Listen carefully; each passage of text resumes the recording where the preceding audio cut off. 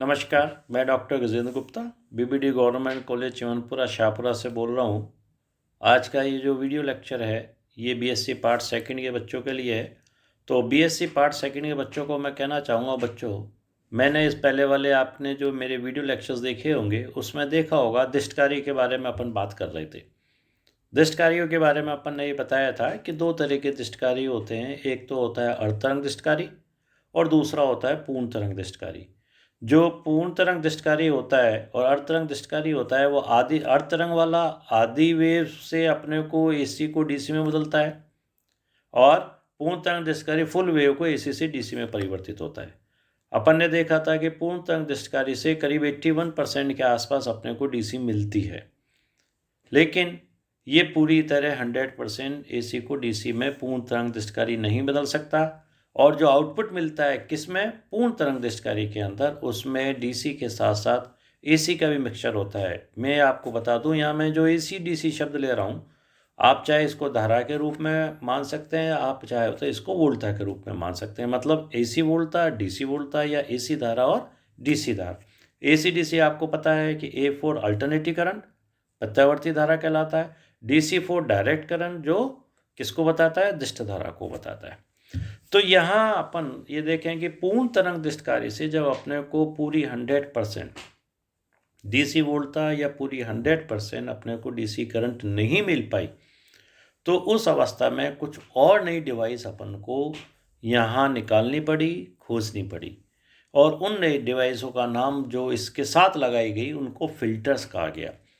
छात्रों, ये फिल्टर्स बिल्कुल उसी तरह से काम करते हैं जैसे अपन लोग घरों के अंदर चाय पीते हैं और चाय जब बन जाती है उसको छानते हैं तो सारी चाय की पत्तियां तो ऊपर रह जाती है चलनी में और नीचे अपने को प्योर चाय प्राप्त हो सकती है, मिलती है। बिल्कुल इसी तरह से कुछ अपने इलेक्ट्रॉनिक्स परिपथ बनाए जाते हैं, कुछ इलेक्ट्रॉनिक्स एलिमेंट्स लगाए जाते हैं जो कि एसी और डीसी को आपस में अलग अलग करने में सहायता प्रदान करते हैं अपने को। यह अपन कहें कि डीसी में जो एसी मिली हुई है उसको छानने का काम करते हैं और अपने को करीब करीब मतलब अच्छी डीसी अपने को प्राप्त होती है। ये फिल्टर पर निर्भर करता है कि फ़िल्टर की क्वालिटी कैसी है और कौन सा फ़िल्टर काम में लिया गया है। तो अब मेरे इन बातों से आपको ये तो समझ में आ गया होगा कि फ़िल्टर होते क्या हैं। ये फ़िल्टर इलेक्ट्रॉनिक फ़िल्टर्स कहलाते हैं, जो प्रत्यावर्ती धारा में से, जो दिष्ट धारा में से प्रत्यावर्ती धारा का जो मिश्रण मिला हुआ होता है उसको अलग करने में सहायता करते हैं अपने को। फिल्टर्स में छात्रों ये 4 तरह के फिल्टर्स अपने होते हैं। एक होता है सेनी प्रेरक फिल्टर, एक होता है पार्श्वपथ संधारित फिल्टर, एक होता है एल अनुभाग फिल्टर और एक होता है पाई अनुभाग फिल्टर। जो सबसे स्ट्रॉन्ग होता है वो कहलाता है पाई अनुभाग फिल्टर या पाई सेक्शन फिल्टर, जो करीब करीब 99% अपने को एसी से डीसी दे देता है। अपने को जो मिक्सर आती है उसको रिमूव कर देता है। अब इनका रिमूविंग कैसे होता है, किस तरह से करते हैं, मतलब एसी को डीसी को में अलग अलग कैसे करते हैं सेपरेट, उस चीज़ को अपन देखेंगे। और उसको देखने के लिए मैंने एक चित्र सर्किट बनाया है। चित्र 1 में देखो आप, ये एक हाफ वेव का सर्किट है और चित्र 2 जो है ये फुल वेव का सर्किट है। फिल्टर दोनों में लगा सकते हैं। बात यह है कि हाफ वेव में लगाएंगे तो उतनी ज़्यादा अच्छी अपने को डीसी नहीं मिलेगी, लेकिन फुल वेव में लगाएंगे तो ये वो हाफ वेव की तुलना में डबल अपने को डीसी प्राप्त होगी। फिल्टर्स जो रह रहे हैं अपन, तो यहाँ फिल्टर्स के रूप में श्रेणी पे रक्त फिल्टर काम में लिया है, जिसको कैपिटल एल से बताया है मैंने। डायोड डी है हाफ वेव के अंदर और फुल वेव के अंदर 2 डायोड D1 और D2 लिए गए हैं और RL जो है लोड प्रतिरोध है।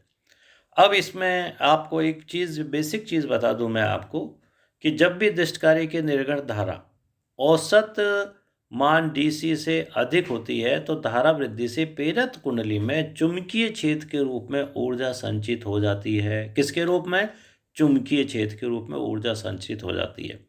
तथा जब लोड धारा का मान कम होता है मतलब किसी वजह से लोड का धारा का मान हाशित होता है, तो स्व प्रेरक जो कुंडली है अपने पास, उस स्व प्रेरक के द्वारा उस कुंडली में द्वारा अतिरिक्त विद्युत वाहक बल की उत्पत्ति हो जाती है सेल्फ इंडक्शन के कारण, जो लोड में धारा घटने का विरोध करती है। धारा घट रही है तो उसको रोकती है वो।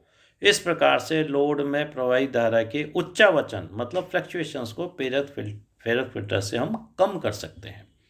या अपन ये भी कह सकते हैं कि उच्च प्रेरक के कारण प्रेरक कुंडली प्रत्यावर्ती धारा घटकों के लिए उच्च प्रतिबाधा उपस्थित करती है तथा दिष्ट धारा के लिए नगण्य प्रतिबाधा उत्पन्न करती है।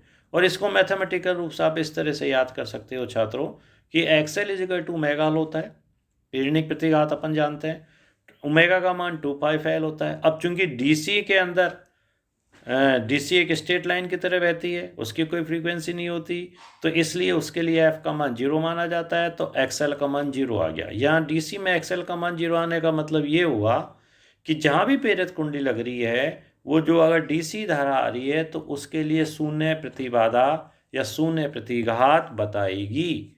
इसलिए आराम से डीसी प्रेरित कुंडली में से निकल जाएगी, लेकिन एसी को वो रोकने की कोशिश करेगी।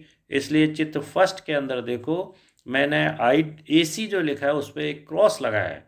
ये क्रॉस का मतलब है कि रोकने की कोशिश करती है, ये जितना भी ये रोक सकती है, 100% नहीं रोक पाती, लेकिन पहले की तुलना में काफ़ी कुछ रोक लेती है, एसी को नहीं जाने देती।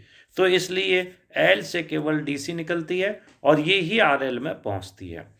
तो इस केस को अपन कंसिडर मैथमेटिकल देखें तो मैथमेटिकल अपन जानते हैं कि एक तो जो विद्युत फोरियर के द्वारा जो विद्युत वाहक बल या वोल्टेज मिलती है उसको समीकरण 1 से बता सकते हैं, समीकरण 2 से धारा को बता सकते हैं, लोड में प्रवाहित जो दिष्ट धारा है वो पहला वाला पार्ट को बताया जाएगा 2Em/π, पहले भी अपन डिस्कस कर चुके हैं।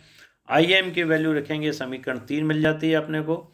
इसी तरह से प्रत्यावर्ती भाग में अब पहला जो प्रथम पद है वो ही क्या है, महत्वपूर्ण है। प्रथम पद जो है महत्वपूर्ण होता है। और दिष्टकारी की जो निर्गत वोल्टता में उच्च प्रत्यावर्ती का जो प्रभावी मान है उसको अपन 4Em/3π/√2 जैसा कि आप जानते ही हैं 1/√2 का उसका मान होता है, उपरोक्त वोल्टता का एलवे लोड के कारण आरोपित होती है। अतः लोड से प्रवाहित प्रत्यावर्ती धारा का मान समीकरण 4 के द्वारा अपन बता सकते हैं, जिसको अपन IAC कहते हैं। और नीचे जो लिखा है √RL² + 4ω²L², ये परिपथ के अंदर चूंकि प्रेरक कुंडली भी लगी हुई है, परिपथ में चूंकि लोड भी लगा हुआ है, तो दोनों से मिला के जो नेट प्रतिबाधा या प्रतिघात उत्पन्न हो रही है उसकी वैल्यू को ये बता रहा है। तो इस तो लिख सकते हैं यहाँ अपन जो x का मान है यहाँ 4ω²L² है। ये क्यों आया, क्योंकि अगर आप समीकरण जो अपन ने स्टार्टिंग में कॉस के लिए ली है, मैं इसको वापस ला के बता रहा हूँ। यहाँ देखो cos 2ωt समीकरण 1 के अंदर देखें तो फ्रीक्वेंसी डबल चल रही है, cos 2ωt आ रहा है, इसलिए अपन इसको यहाँ 2ω² 4ω² आ जाता है अपने पास। इसी में श्रेणी प्रेरित फिल्टर के साथ अगर उर्मी का गुणांक निकालें तो आर का मान IAC/IDC ये वैल्यूज रख देंगे तो समीकरण 6 अपने को मिल सकती है। ये समीकरण जो 6 है इसमें अपन ये कह सकते हैं कि अगर RL का मान बढ़ाने पर उर्मी का गुणांक क्या होता है, बढ़ता है। RL का मान उर्मी का गुणांक बढ़ता है तथा घटाने पर उर्मी का गुणांक घटेगा। जितना कम उर्मी का गुणांक होगा हम जानते हैं कि उतनी ही अधिक DC धारा बढ़ेगी, समीकरण 5 से, और दिष्टकरण भी अपने को अच्छा प्राप्त होगा। परंतु ये व्यवहार जो है पारस्पर संधारित परिपथ के बिल्कुल विपरीत मिलता है। और यहाँ अपन ने देखा है कि ये जो डॉटेड ग्राफ मैंने बता रहा हूँ आपको नीचे, ये पूर्ण तरंग दिष्टकारी से प्राप्त होने वाले ग्राफ को बताता है, लेकिन जिसमें बहुत ज़्यादा उच्च वचन है कि मैक्सिमम वैल्यू के बाद सीधी मिनिमम आ रही है, फिर मैक्सिमम जा रही है, फिर मिनिमम आ रही है। इस ग्राफ को आप देखोगे तो, लेकिन एक डार्क लाइन जो दिखाई है ये वो लाइन बताते हैं इस तरह का जो बिल्कुल मैक्सिमम से मिनिमम नहीं जाएगी, जब अपन फिल्टर्स को काम में लेंगे। और वोल्टता का और धारा का ग्राफ इसी तरह से डिफाइन करके अपन बता सकते हैं। तो आज के लिए केवल इतना ही। अगले लेक्चर के अंदर आपको मैं दूसरे फिल्टर के बारे में बात करूंगा और उसको समझाने की कोशिश करूंगा।